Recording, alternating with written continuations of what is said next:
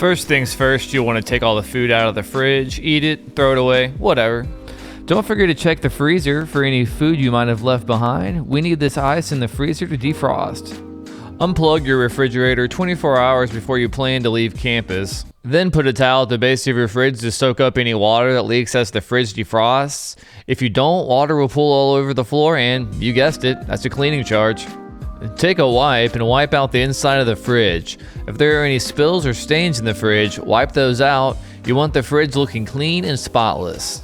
Don't forget to clean the condensation tray in the back of the refrigerator. You may need to pull the tray out to clean it or just wipe it. Leave the fridge door open, otherwise mold will start to grow and yep, you'll have to clean that out tomorrow.